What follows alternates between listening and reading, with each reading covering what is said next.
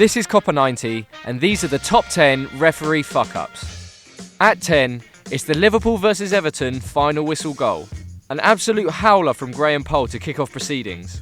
Deep into injury time of a typically fractious Merseyside derby in the 1999-2000 season, and with scores locked at 0-0, Poll jogged back upfield as Liverpool keeper Sander Westerveld prepared to take a free kick on the edge of his box. The ball cannoned into the back of Everton's Don Hutchinson and comically back over Westerveld and into the net. Poll, for reasons that remain unclear, blew the final whistle and disallowed the goal, only admitting years later that he'd cocked it up.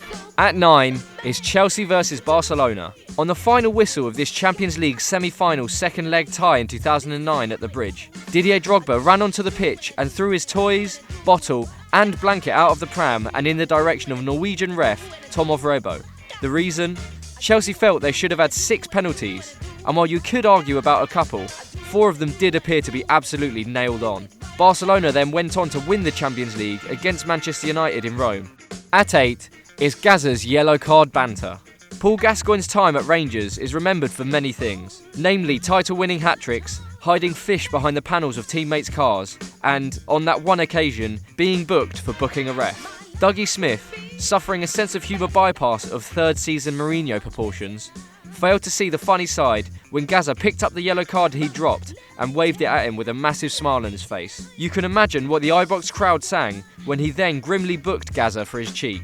At 7, it's NANI's handball goal. Way before the tattoos, referring to himself in the third person and sending a bonkers come and get me plea to China. Klatz was just a young referee with a questionable haircut and a growing ability to deflect all the attention upon himself. Whichever way you look at him letting Nani score directly from a free kick to the opposition that he'd just given, it's bizarre.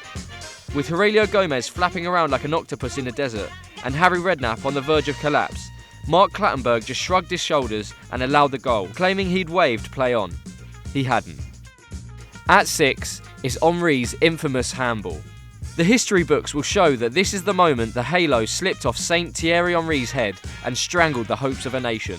And, right as they are, his handball to deny the Republic of Ireland a trip to South Africa also showed refereeing at its absolute worst. You could perhaps say that Martin Hansen couldn't see it from all of 18 yards away if he was wearing a blindfold and asleep.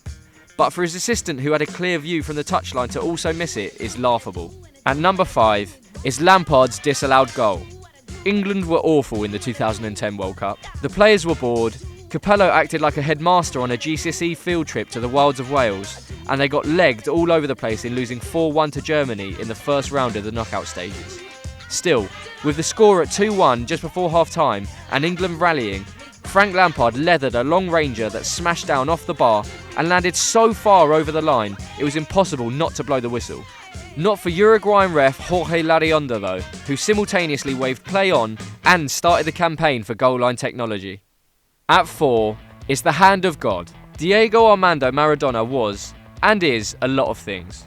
Really, we just don't have the time to list them. One thing he's never been though is tall. Certainly not tall enough to outjump the markedly taller Peter Shilton and beat his punch with his head.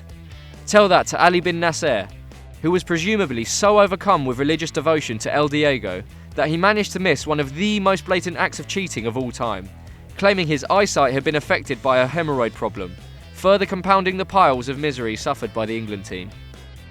Coming in at number 3, it's the OX-GIBBS confusion. Arsene Wenger has had some bad days over the last few years, what with the banners, protests, and being unable to work the zip on his big coat. But his 1000th game as Arsenal manager was an absolute horror show. Whacked 6-0 by an absolutely rampant Chelsea, Wenger described it as one of the worst days of his career.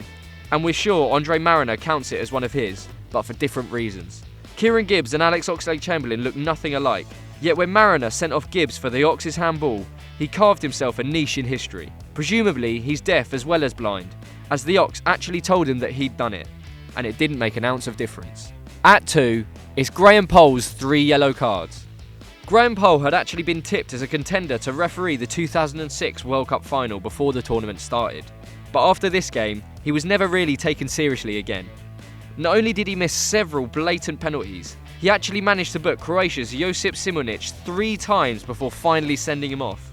Think about that for a second. Think about little Graham, at referee school, handed a whistle and his notebook and cards. telling himself that 2 yellows equals a red and that he should never forget it.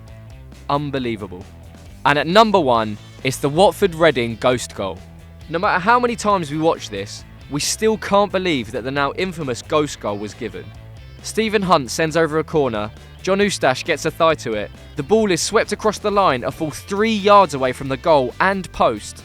Play continues for 5 seconds before the linesman flags for a Reading goal, and poor old Stuart Atwell, in a decision that must continue to haunt his nightmares, only goes and agrees.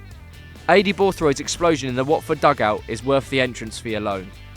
That was Copper 90's top 10 referee fuck-ups.